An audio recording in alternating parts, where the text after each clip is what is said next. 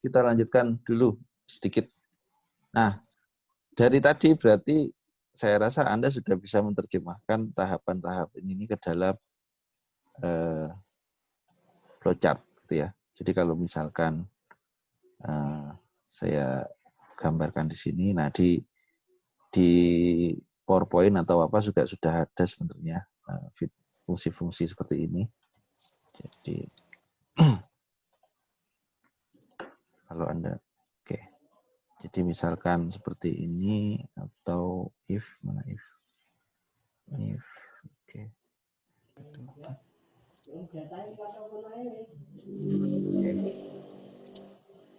Jadi misalkan proses tadi inputnya berarti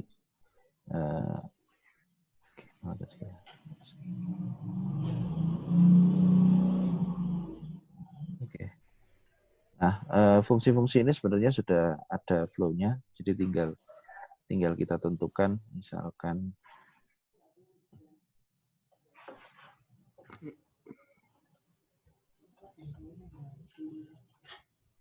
oke, seperti ini misalkan. Tadi kita minta untuk membuat program apapun, saya rasa sudah ada di sini.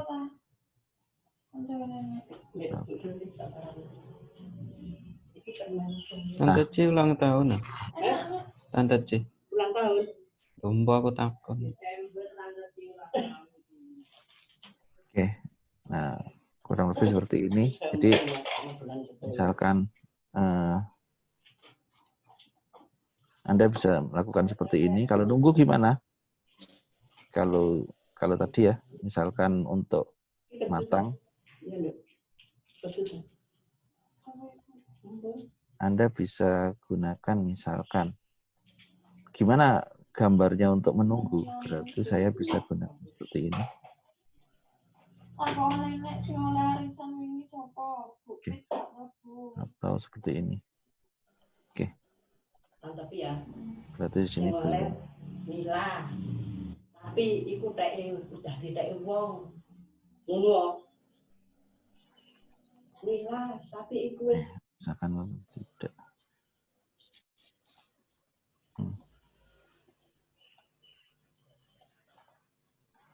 Nah, Anda bisa lakukan seperti ini. Jadi misalkan di sini sudah mulai memasukkan mie ke dalam air, misalkan seperti ini. Nah, di atasnya bisa juga misalkan sudah mendidih gitu ya, dan seterusnya. Jadi dengan gambar ini Anda akan mudah untuk menerjemahkan tahapannya apa yang harus saya lakukan. Berarti sudah 3 menit. Berarti di sini tiriskan mie dan campur dengan, misalkan di 2 ya, tiriskan mie. Kemudian tahapan berikutnya adalah campur dengan bumbu. Nah ini harapan saya Anda paham apa bedanya jajaran genjang, kotak, dan ini belah ketupat. Belah ketupat adalah digunakan untuk if. Jadi misalkan atau misalkan gini, saya ingin misalkan membuat program kalau Anda diminta untuk memasukkan usia, gitu ya. Kalau usianya lebih, misalkan gini, contoh buat algoritma untuk menentukan kategori, misalkan gini, kategori orang berdasarkan usia. Nah, jika usia lebih kurang dari 17, berarti 17 apa? Berarti anak-anak ya. Oke.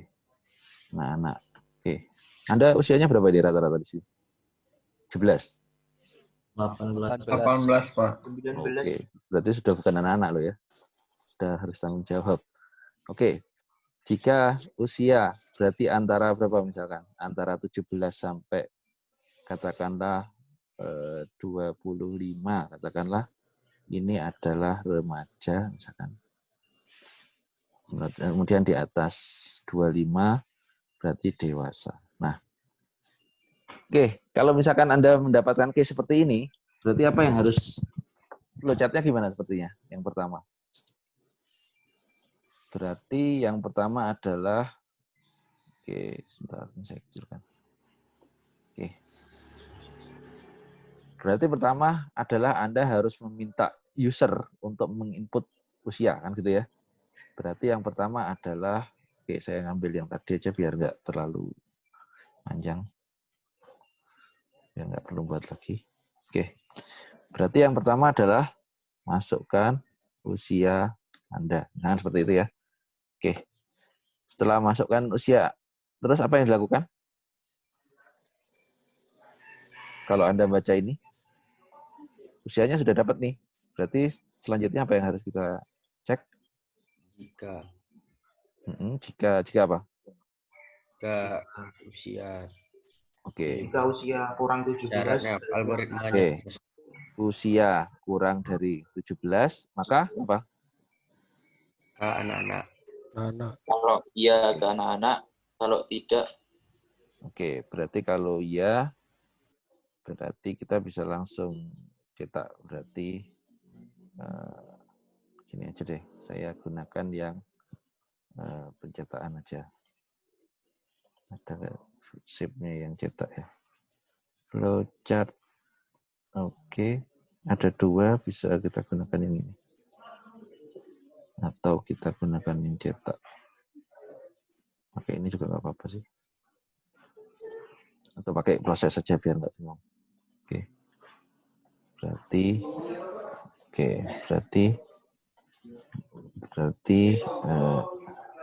Berarti kategori sama dengan apa? Anak-anak. Oke ya? Oke. Iya. Nah, sekarang pertanyaan saya, ini berarti ya atau tidak? Berarti kalau yang di sini. Iya apa yang ya-nya di sini atau di kanan? Di bawah atau di kanan? Kanan. Oke. Berarti kalau usianya kurang dari 17, ya berarti kan anak-anak. Oke, good. Sekarang kalau tidak, berarti kalau itu ya berarti sininya tidak ya. Oke. Tidak, Pak. Kalau tidak berarti apa yang harus saya lakukan? Bandingkan lagi. Buat Oke. if lagi. Kita harus bandingin lagi. Kenapa? Karena di sini ada 3 syarat ya. Oke, good. Iya. Kita potong ini dulu. Oke. Seperti ini. Kita geser. Nah, yang kedua apa yang kita lakukan? Bandingannya apa? Usia 17 sampai Usia 17 antara 25. 17 Usia sampai gimana? 25. Nah, apa bisa seperti itu? Apa bisa kita ngomong usia 17 sampai 25? Ya. Antara. Syaratnya 2 apa syarat 1? Sekarang logikanya gini. Kalau dia sudah lewat ini, oke. Apakah sudah pasti Ya, usianya kurang dari 17? Jika remaja, baru syaratnya 17 sampai 25. Oke. Sekarang gini cara berpikirnya. Oke. Tadi kan sudah diuji ya? Ya. Nah, sekarang pertanyaannya, kalau dia anak-anak, terus setelah diuji ini, dia kemana? Pertanyaannya itu. Kalau dia sudah langsung ke, bentar saya tambahkan. Misalkan di sini. Oke.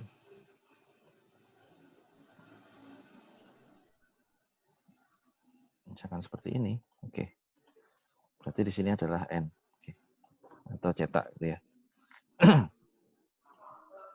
Nah, berarti kalau misalkan seperti ini, berarti kalau 17, ya udah, kalau usianya kurang dari 17, kan kita sudah nggak usah menguji lagi, gitu ya, paham ya?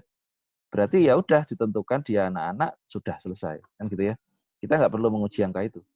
Tetapi apa yang terjadi kalau misalkan usianya itu tidak memenuhi ini? Berarti dia harus ke sini. Nah, berarti apa yang harus kita uji? Nah, ada 2 cara seperti tadi yang Anda sampaikan. Berarti jika usia lebih besar dari 17, gitu ya, apa? Lebih besar sama dengan ya, 17, dan usia kurang dari berapa? 25. Oke. Kalau seperti ini berarti masuk ke mana? Berarti kalau ini berarti masuk ke kategori Mas. Remaja. Remaja. Oke, ini saya ginikan aja biar gampang. Oke, oke. Berarti di sini kategorinya adalah remaja. Oke. Kemudian dia akan lanjut ke sini. Ini ya. Oke, ini sambin nyambung ke sini. Berarti untuk melihat gambar ini Anda gimana? Berarti kalau usianya kurang dari 17, ya berarti anak-anak, berarti dia langsung N ke sini ya. Tapi kalau misalkan di dalam range ini lebih dari 17 atau kurang dari 25, maka dia masuk ke remaja. Remaja. Terus selanjutnya apa yang dilakukan? Apa? Bikin Setelah ini ke bawahnya apa? yang Tidak tidak lagi dewasa. tidak bermain dengan dewasa. Perlu if lagi nggak? Enggak. Perlu Perlu syarat lagi nggak? else. Enggak. Usah. Oke. Kenapa kok nggak perlu syarat? Karena itu syarat Karena terakhir, sudah Pak. tinggal yang nilai yang besar itu. Jadi itulah yang harus Anda pahami terhadap if ya. Seperti ini. Nah, sekarang pertanyaan saya. Logikanya, Anda berpikir logika. Kalau di sini sudah tidak lewat sini, oke, apakah yang kurang dari 17 masih mungkin ke sini? Mungkin nggak? Tidak. Enggak mungkin. Nggak mungkin. Berarti apakah kita perlu menggunakan dua syarat ini? Tidak. tidak, Pak. Berarti harusnya yang apa yang sini? Cukup apa? Ya kurang dari 25. Usia kurang dari 25. Nah, paham ya? Artinya Anda bisa menyederhanakan persyaratan kalau Anda tahu tahapannya. Jadi kalau misalkan tadi, oke, berarti usianya kurang dari 17, ya udah ke sini. Tapi kalau enggak, baru diuji lagi, kan gitu ya. Kalau diuji kurang dari 25 baru ke sini. Tapi kalau enggak, ya udah pasti. Kalau yang ke sini pasti usianya apa? Dewasa. Lebih dari 25. Lebih dari 25. Paham ya? Artinya dengan membaca ini, saya rasa Anda akan lebih mudah untuk memahami bagaimana sebuah program itu, algoritma itu bisa bekerja dengan baik. Oke, sampai sini ada pertanyaan? Oke. Silakan kalau ada pertanyaan, welcome aja.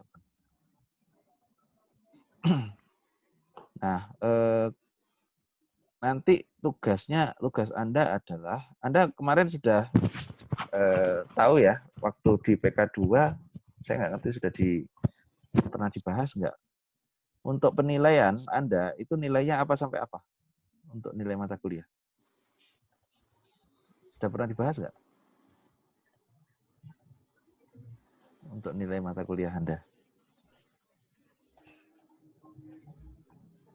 Sudah. Jadi nilai untuk di kuliah Anda itu kan huruf apa? Huruf A sampai terakhir apa? Udah pernah tahu nggak? Pak, kalau nggak salah. E. Atau A sampai D. Oke. Betul. Jadi Anda semua nilainya, nilai mungkin 0 sampai 100 atau 0 sampai 10 atau berapa, semuanya akan dikonversi menjadi A sampai E. Oke. Nilai A sampai E inilah nilai akhir Anda. Yang tertinggi A itu adalah 4. Oke. Yang terendah adalah E, itu 0. Makanya kenapa IP tertinggi itu berapa? IPK tertinggi 4. Karena nilai tertinggi itu adalah A dan A itu nilainya 4. Oke. Nah, tugas Anda selain yang tadi di PowerPoint tadi saya tambahkan satu tugas di sini ya. Anda di sini sudah ada tugas salah satu. Oke. Nah, tugas Anda di sini adalah Anda mencoba untuk membuat bentar, ini kok jadwalnya masih. Oke, intinya nanti saya rubah. Untuk merubah nilai itu menjadi huruf. Paham ya? Jadi mirip seperti yang apa? Usia tadi ya. Inputnya adalah nilai. Berarti nilainya Anda berapa? Misalkan nilainya saya input 90, berarti harusnya A, gitu ya. Misalkan nilainya 75, berarti yang masuk ke mana? B+. 5 itu masuk ke mana? B+, gitu ya. Iya. B+ atau B? 75. Kalau Anda baca ini. B+, Pak. B+. B+. Ini ya. Baca ini ya. B+ adalah lebih besar dari 75. Berarti 75 masuk apa? B, Pak ya. B, Pak. 75 lebih besar dari 75 nggak? Enggak. Pas. Oke. Berarti masuknya ke B. paham ya. Jadi hati-hati dengan rings. Seperti tadi, kurang dari 17 itu adalah anak-anak. Gimana dengan 17? Harusnya 17 sudah nggak masuk ke rings yang tadi. Kecuali di sini ada lebih besar sama dengan. Gitu ya. Jadi seperti ini. Misalkan saya dapat nilai 65. Kalau 65 masuk ke nilai berapa? 65. C plus, Pak. Oke, C plus, Pak. gitu ya. Oke. Nah, jadi programnya seperti itu. Jadi Anda buat dicoret di kertas saja, gitu ya, coret-coretan aja. Kemudian Anda foto, Anda upload fotonya. Nggak harus di komputer atau di apa. Tapi kalau misalkan Anda mau bikin di komputer atau di Word atau di PowerPoint, ya silahkan. Nggak saya batasi. Terserah menggunakan apa. Tapi yang penting adalah Anda bisa mencoba untuk menerjemahkan alur ini ke sebuah program. Oke, ada pertanyaan sampai sini? Kalau nggak ada pertanyaan? Itu flowchart sama pseudocode itu diminta ya, Pak? Iya, betul. Jadi untuk pseudocode berarti Anda kan cukup cerita bahwa tadi jika, tapi sudah kalau bahasa sehari-hari kan gini, jika nilai lebih dari 80 dan kurang dari 100 kan gitu ya. Anda kan tidak menerjemahkan ini. Anda harus menerjemahkannya dengan bahasa itu. Maka itu nilai sama dengan A. Tetapi gimana kalau pseudocode? Kalau pseudocode Anda menggunakan hanya rumus. Jadi jika misalkan nilai lebih besar 80 dan nilai kurang dari 100 atau pokoknya lebih besar dari 80 kan sudah nggak ada lagi kan di atas 100 ya. Jika nilai lebih besar dari 80 maka misalkan nilai akhir sama dengan A udah gitu. Dan itu dinyatakan dalam simbol. Jadi misalkan gini ya. Saya contohkan aja salah satu. Pseudocode ya. Misalkan gini. Jadi Anda kalau misalkan bahasa sehari-hari kan misalkan jika nilai lebih besar 80 maka nilai akhir, nilai angka ya, nilai huruf adalah misalkan seperti ini. Gimana pseudocode? Anda bisa gunakan misalkan if ini ya, nilai lebih besar dari 80 maka ini ya, NH sama dengan hanya gini aja. Jadi Anda bisa menggunakan seperti ini. Ini adalah terjemahan yang apa? Terjemahan yang mudah dibaca oleh orang komputer semua. Kalau seperti ini, mungkin orang Inggris bacanya juga bingung, orang dan sebagainya. Tetapi pseudocode itu biasanya menggunakan bahasa yang generik yang semua orang bisa paham. Paham ya? Jadi gimana kalau misalkan yang kedua, maka Anda bisa gunakan yang kedua. Jadi lebih menggunakan bahasa simbolis dibandingkan bahasa tekstual seperti ini. Intinya itu. Jadi Anda buat flowchart-nya, Anda buat pseudocode-nya. Oke, ada pertanyaan lain? Oke, kalau nggak ada, Pak. Ya, gimana? Itu due date-nya nggak dirubah, Pak? Iya, dirubah ini due date-nya yang lama. Emang Anda bisa ngumpulin 10 Juni. Kalau kecuali Avenger gitu ya. Anda bisa time travel ke belakang, terus Anda ngumpulin tugas di belakang. Oh ya, jadi karena Anda nggak bisa time travel, jadi due date-nya jangan sampai lewat ya. Kalau due date-nya lewat, Anda dianggap nggak ngumpulin. Dan biasanya saya akan berikan poin lebih. Tapi untuk tugas pertama ini nggak apa-apa, Pak? Untuk apanya? Enggak, kalau ini kan saya untuk rubah. Yang tugas pertama ini. Due date-nya pasti saya rubah. Oh ya. Due date-nya sekarang tanggal berapa? Oke. Due date-nya seminggu lagi tanggal 5, tapi saya harap Anda ngerjakan sekarang deh, daripada nunggu tanggal 5. Tapi maksud saya gini, saya akan buka materi. Saya rasa materinya kebuka semua ya, saya nggak ngerti. Nah, nanti kita akan mulai setelah algoritma ini Anda pahami, saya akan mulai masuk ke bahasa pemrograman bertahap gitu ya. Bahasa pemrograman adalah implementasi. Tetapi kalau Anda nggak paham bahasa pemrograman, Anda akan nggak bisa kesulitan untuk membayangkan bagaimana cara menerjemahkan algoritma ini ke dalam bahasa pemrograman. Intinya itu. Oke, makasih diingetin. Saya akan rubah due-date-nya ya. Jadi, oke. Oke, ada pertanyaan lain sambil saya ngerubah due-date-nya. Jadi sekali lagi, tolong kalau misalkan ada kesulitan di terkait dengan apapun pada saat kuliah, terutama kuliah ini juga silahkan langsung tanya aja, nggak usah sungkan-sungkan. Due date-nya kita rubah ke tanggal berapa? Sekarang tanggal berapa? 28, berarti 5 ya. Oke, mungkin biar kan ini gampang ya. Harusnya Anda bisa selesai sebelum tanggal 1.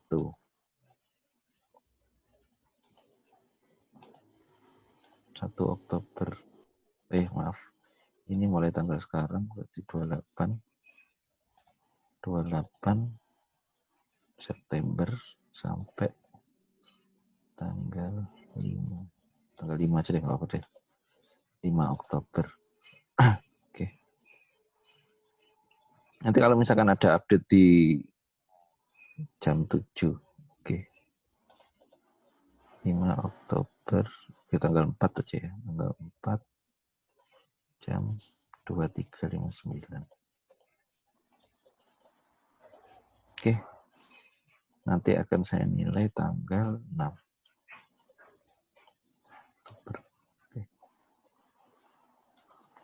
Oke, insya Allah sudah update semua. Masih ada yang perlu ditanyakan? Kalau nggak ada pertanyaan, sekali lagi, tolong untuk terkait dengan pemrograman, nanti mungkin akan saya share beberapa. Anda bisa cari di YouTube ya. YouTube itu banyak banget konsep-konsep tentang algoritma dan sebagainya. Tetapi kita mungkin mulai dari step by step aja yang paling basic agar sama-sama semua. Karena mungkin di antara Anda ada yang sudah biasa dengan bahasa pemrograman, ada yang belum pernah, jadi biar kita semua startingnya sama. Kenapa? Karena bahasa pemrograman ini di dewasa ini salah satu, sharing aja ya, salah satu kelebihan Anda harusnya, itu Anda akan bisa memahami pemrograman, atau di elektronika terutama, itu mulai dari level dasar sampai level paling tinggi. Biasanya kalau yang dari informatika itu kelebihannya mungkin dia memang biasa memang dari awal diajari memprogram gitu ya. Tetapi biasanya pemrograman mereka itu arahnya ke pemrograman level tinggi, bikin web, bikin aplikasi dan sebagainya. Tapi bagaimana kalau misalkan Anda mau bikin semacam alat untuk PlayStation gitu ya. PlayStation itu kan hardware ya. Gimana seperti itu? Atau Anda ingin membuat perangkat-perangkat yang programming, misalkan seperti AC atau mobil. Nah, itu biasanya Anda akan jauh lebih advance di situ. Anda paham bagaimana mengontrol elektronikanya. Jadi saya sharing aja. Teman-teman mesin sekarang bahkan itu agak kesulitan mengimprove lagi, karena kalau Anda lihat komputer mobil-mobil sekarang, itu bahkan pembakarannya pun programmable gitu ya. Jadi mau bagaimana, kan ada modenya itu biasanya, mode sport, mode apa bedanya? Itu bedanya hanya bagaimana membuka pembakarannya, itu seperti itu. Dan itu diprogram lewat software semua. Gitu.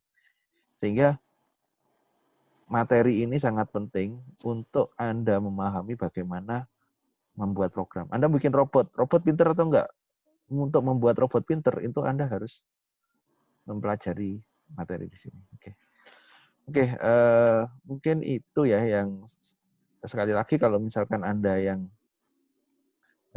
pulsa, kalau misalkan memang keterbatasan dengan pulsa dan sebagainya, mungkin Anda bisa mematikan kamera dan sebagainya, nggak ada masalah. Tapi kalau misalkan ada kepengin sharing, kepengin tahu lebih lanjut apa saja yang bisa Anda pelajari di elektronika, itu Anda bisa diskusi dengan saya. Saya mungkin akan share beberapa, misalkan saya membuat beberapa jadi kamera CCTV itu gimana bisa mengenali orang, contohnya seperti itu ya. Itu Anda butuh pemrograman gitu ya. Gimana caranya Anda bisa membedakan, bisa mengenali wajah orang gitu. itu juga membutuhkan bahasa pemrograman. Algoritmanya gimana? Misalkan, pertama saya harus nyari mata. Matanya ada 2 apa enggak? Gimana caranya nyari mata? Gitu. Kalau matanya 2, ada mulut, berarti oh itu orang. Kalau misalkan hanya ketemu matanya tok, dan sebagainya, itu nggak bisa.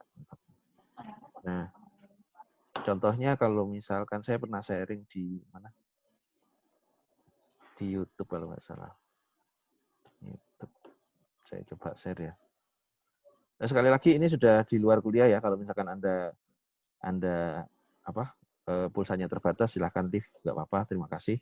Tapi saya akan coba sharing apa saja yang bisa Anda lakukan sebenarnya di elektro ini. Misalkan saya coba. Nah, contohnya ini misalkan, saya mencoba mengenali 2 hal, ini saya sharing ya. Saya share screen. Nah, ini misalkan ini ya. Bisa lihat ya, YouTube ya. Nah, ini saya mencoba untuk mengenali wajah yang pakai masker atau enggak. Anda bisa baca, bisa kelihatan ya? Oke. Jadi kita bisa membuat bahasa pemrograman. Tapi yang penting apa? Yang penting algoritma. Nanti algoritmanya akan berbeda-beda setiap orang gitu untuk mencari bagaimana yang itu adalah algoritma membandingkan wajah atau enggak. Jadi ini yang akan sangat penting di sini. Jadi algoritma itu akan menjadi sangat penting karena algoritma itu adalah cara Anda menuangkan cara berpikir Anda ke dalam komputer. Nah, masalah bahasa implementasinya pakai apa? Mau pakai Python, mau pakai Visual C, mau pakai apa, Visual Studio, dan sebagainya, Anda bisa gunakan. Jadi ini, kebetulan kemarin kita ada project untuk membandingkan antara orang yang pakai masker atau enggak. Ada juga beberapa yang nanti akan saya share, ya mungkin nanti di kuliah berikutnya deh, nanti akan saya buatkan beberapa materi. Ini untuk memancing Anda bahwa sebenarnya pemrograman itu semua bisa dipelajari. Jadi jangan misalkan saya belum pernah tahu yang namanya pemrograman, itu jangan kecil hati karena sekarang semua kembali kepada Anda. Saya mau bikin web seperti Tokopedia dan sebagainya, ya sama konsepnya gitu. Jadi itu mungkin yang saya bisa pesankan ke Anda. Nanti insya Allah mungkin nanti saya akan share data-data yang lain. Oke, ada pertanyaan ya. Jadi kalau misalkan Anda tertarik, misalkan bermain-main seperti ini dan sebagainya, saya welcome aja kalau misalkan Anda pengen belajar Arduino dan sebagainya, ya monggo aja. Oke, itu dulu ya mungkin yang bisa saya sampaikan. Terima kasih atas perhatiannya. Insya Allah kita ketemu minggu depan.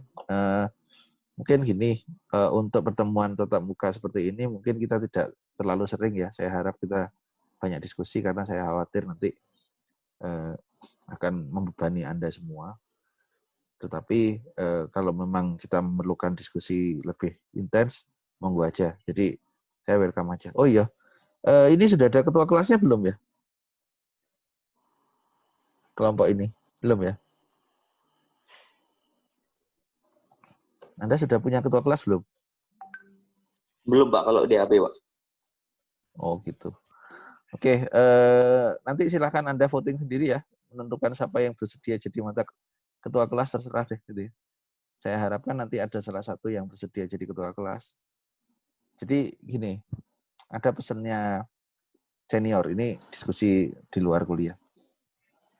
Setiap kali ada kesempatan untuk tampil, jadi apapun, itu usahakan Anda selalu tampil. Misalkan, siapa yang mau jadi ketua kelas, itu adalah salah satu faktor gitu ya. Kalau Anda selalu membiasakan diri ada di depan, nanti pada saat Anda bekerja, itu insya Allah itu kebawa terus. Oke, mungkin itu aja ya. Ada pertanyaan lagi? Kalau nggak ada, Permisi, Pak. Gimana? Permisi, Halo? Pak. Untuk tugasnya itu ditulis tangan atau dikerjakan di Microsoft gitu, Pak? Serah Anda sih. Tulis tangan juga nggak masalah. Anda tulis tangan, kemudian Anda foto, itu juga nggak masalah. Yang penting bahwa Anda mengerjakan tugasnya. Yang penting original. Tulis tangan, welcome. saya malah seneng karena gini, kadang-kadang Anda buat pakai Visio dan sebagainya, pakai Word itu malah ribet bikin ininya, narik ininya, dan seterusnya. Toh ini juga masih latihan. Anda tulis tangan aja nggak masalah. Tapi nanti kalau misalkan untuk kebutuhan pelaporan dan sebagainya, ya tentu saja mungkin kalau Anda buat proposal kegiatan, sebenarnya memang harus tertulis. Mungkin itu. Oke, ada yang bersedia jadi ketua kelas? Nah, sekarang saya tanya. Pak, saya mau tanya. Ya, monggo. Gimana? Untuk tugasnya tadi hanya yang dari VLM itu saja ya, Pak? Ya, yang VLM aja. Jadi gini. Di VLM itu kan ada tugas yang diupload ya, yang konversi bilangan itu ya. Tapi di PowerPoint-nya yang di-share itu ada tugas juga. Nah, tolong yang tugas itu buat latihan Anda. Tapi yang di-upload itu tolong yang ada di tugas, gitu ya. Jadi nanti Anda tetap keep latihan dan jangan berhenti untuk latihan. Nanti minggu depan kita masuk ke bahasa pemrograman, harusnya sih akan lebih kompleks lagi. Ya. Nanti mungkin nanti akan saya tambahkan tugas-tugas, tapi bukan tugas untuk diupload, tapi untuk dipikirkan, gitu ya.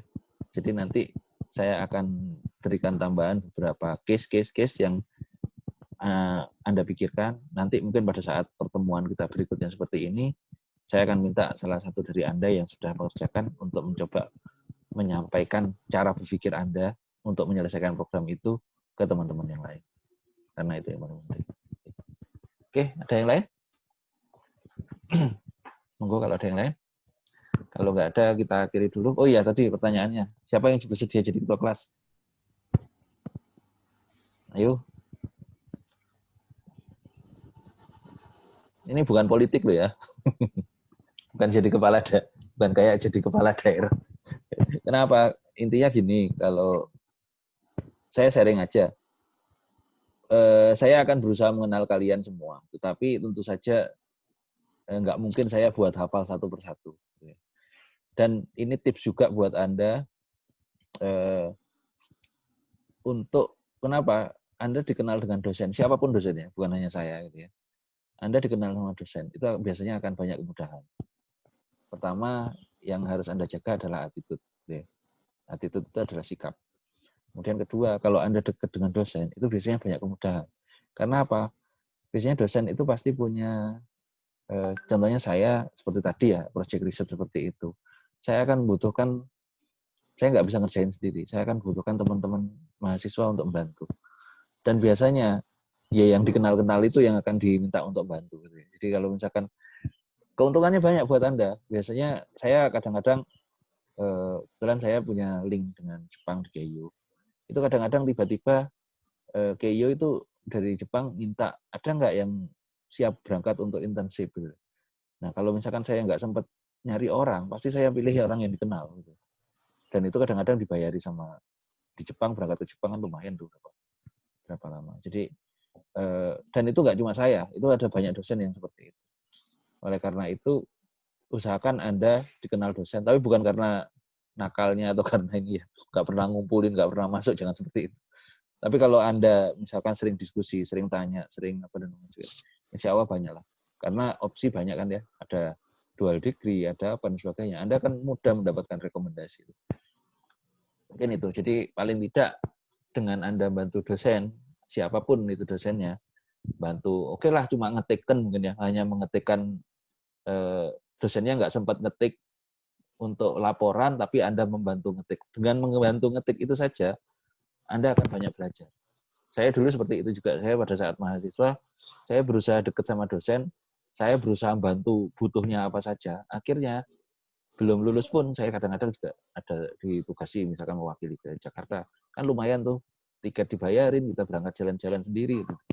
Jadi, itu mungkin pesan saya buat teman-teman, tapi syaratnya yaitu jaga attitude, jaga komunikasi dengan dosen, tunjukkan bahwa Anda itu sungguh-sungguh membantu, gitu.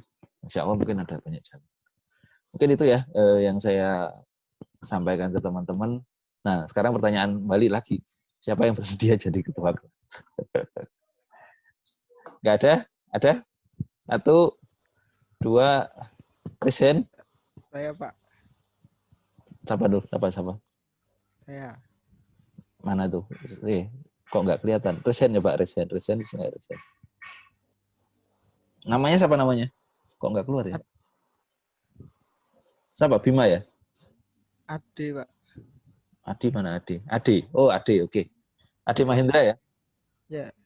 Oke, makasih Adi. Jadi nanti untuk selanjutnya kalau misalkan kebetulan pas jam kuliah saya belum ada informasi apapun, tolong Mas Ade nanti kontak ke saya. Anda boleh tanya ke grup atau dan sebagainya. Saya rasa grup sudah open, tapi kalau misalkan ada informasi yang khusus untuk mengumpulkan teman-teman dan seterusnya, saya akan lewat Mas Ade, gitu ya. Oke. Ya, Pak. Oke. Terus untuk absensinya bagaimana, Pak? Oh iya, absensinya sudah saya buka tadi, ingat saya. Silakan Anda absen lewat Siam atau lewat Gapura. Tapi sekali lagi gini ya, untuk saya absensi itu adalah administratif. Saya tidak terlalu melihat absensi itu, tapi sekali lagi absensi itu yang melihat adalah jurusan. Kalau Anda telat absensi atau apa, nanti saya khawatirnya Anda bisa nggak boleh ikut ujian atau apa. Tapi pada saat pandemi gini kan absensi ya, yang absensinya gimana ya, online seperti itu. Jadi kalau bisa ya Anda selalu hadir. Oke.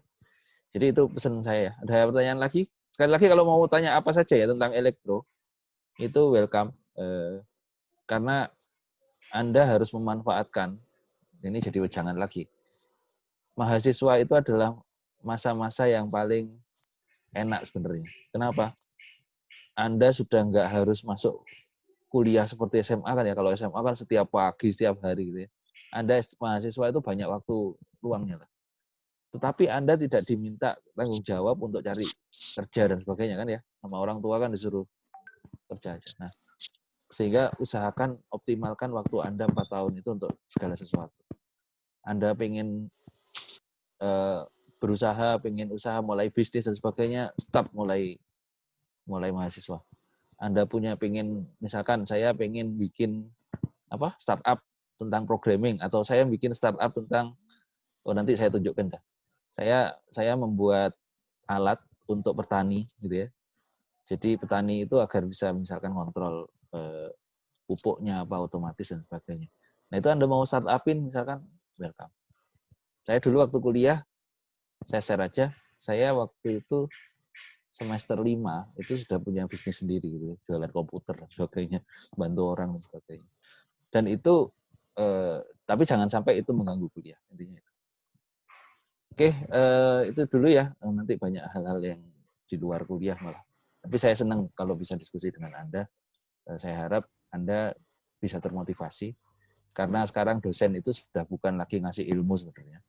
Karena dosen itu lebih ke bagaimana Anda bisa belajar, karena nyari ilmu itu di YouTube banyak banget udah. Oke, mungkin itu ya. Sekali lagi kalau ada yang salah saya mohon maaf. Sekali lagi tetap semangat apapun. Kalau misalkan Anda punya masalah di kuliah yang lain, misalkan kesulitan dengan dosen yang lain atau apapun, saya welcome kalau misalkan Anda mau diskusi. Oke, itu dulu yang saya sampaikan. Terima kasih atas perhatiannya ya. Mohon maaf kalau salah. Kita akhiri dulu. Assalamualaikum warahmatullahi wabarakatuh. Waalaikumsalam. Terima kasih, Pak. Terima kasih, Pak. Assalamualaikum. Saya end dulu ya.